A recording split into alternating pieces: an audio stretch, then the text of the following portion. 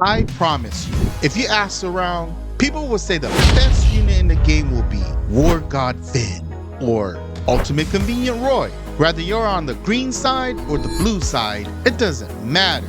Both these units are the best for a reason. But for me, I can say I like one more than the other. But the real question is, who has the most value? It's War God Fen. It's Roy. No, it's a debate. Honestly, do you really think your favorite YouTuber can give you this answer? Possibly yes. On the other hand, heck no. So why is there a video on these two? These two units are valuable, and I keep comparing these two units on every tier list. I'm not trying to persuade you to who you should like more. Remember this. I'm just trying to open up your eyes. This way, you can choose which unit better fits your playstyle. So let's rate these units with value and compare these two units on a point system.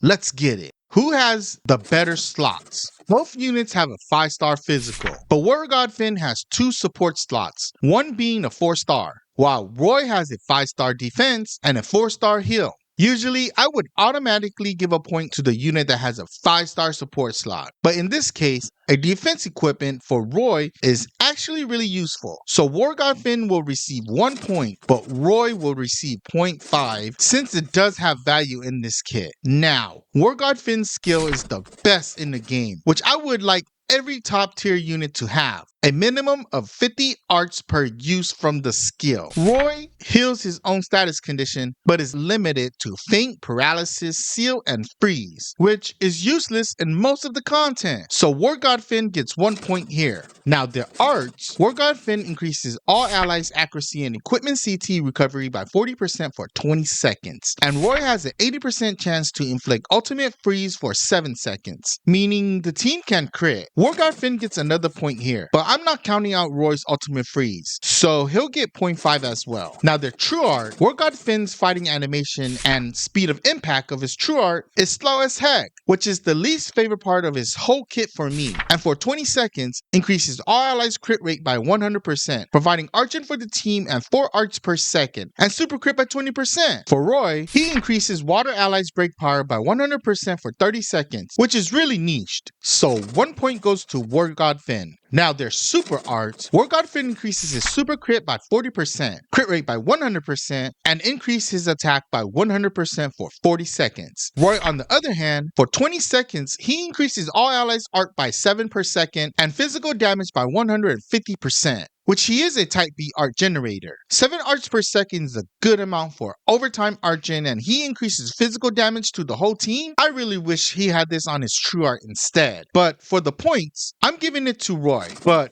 War God Fen's super art is good too, so he's getting a point as well. So far, War God Fen is ahead with 5 points, while Roy has 2. Now, they both have leader passive, which kind of equals out, so I'm disregarding the leader passives. But War God Fen provides the team with 50 arts at the start of the quest, and increases all allies damage to the enemy with 50% or less HP by 30%. So I'm giving War God Fen another point. Roy, however, increases his own arts by 4 per second if his HP is above 80%. These 4 arts really come in clutch during quests, but he doesn't get any points here. Our current points? War God Fen 6, Roy 2. Right now, War God Fen is on a roll. But let's see if Roy can catch up, since we're really close to his part of the kit that makes him so good.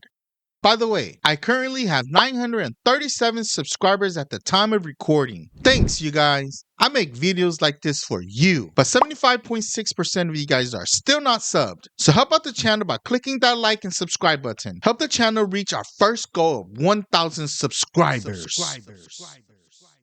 Now, Roy also has 2 Phantom Bullets. His first Phantom Bullet provides the team with a burst of 200 art gen, which can really make the team go crazy. While the second Phantom Bullet fully heals the team when they need it the most. I will be giving Roy 1 point for each Phantom Bullet, because it's really unmatched. Total score so far, War God Fen 6 and Roy 4. Now let's get into the animation. There is speed, or fighting speed, in terms of how fast the animation is and speed of impact, buffs and debuffs, and animation, referring to how appealing is the fighting animation. Overall, it really comes down to fighting speed. War God Fen's true art takes quite a bit of time, while all of Roy's arts are significantly faster. So 1 point goes to Roy. Now let's talk about who hits harder, who has the better defense, and who is the better supporter in general. For harder hitter, it's going to be War God Fen, but Roy's damage output is barely lower than War God Fen's, sometimes even out damaging him. In most cases, it goes to War God Fen, so he's going to get a point here, but I'm giving Roy a point as well because he's always right next to War God Fen in damage, and he doesn't even have super crit defense. This is a given. Automatically 1 point for Roy. I have to add this because it's in their kit, plus having a defensive slot really helps the team for hard content. Now, who is the better supporter or can have multi-roles? In terms of art gen, Roy is overall a better unit since he provides more art gen, has a defensive slot, and can fully heal the team one time. So Roy gets 1 point here. War God Fen gets 0.5 for having a decent support, providing the team with 4 arts per second and has 2 support equipments. Who is more team oriented? Who is doing more for the team? Honestly, this is a hard one for me. War God Fen provides the team with crit, accuracy, and equipment CT recovery by 40%, and is a type A art generator, while Roy provides the team with physical damage up by 150% and reduces enemies' physical resistance by 120% for 100 seconds of his first phantom bullet and burst of arts, which he can use a defense equipment for whatever stages is needed, and heals the team with his equipment or second phantom bullet. Although War God Fen's kit is really good, I can say Roy just does more. So 1 point goes to Roy, but you can't forget about War God Fen, so he gets 0.5 again. Now, who is the better self-starter? It's really obvious here. War God Fen automatically gets 1 point because Roy needs some time or help from others. True weapons will not be providing any points because these two units both have good ones. So what are the current points? War God Fen 9,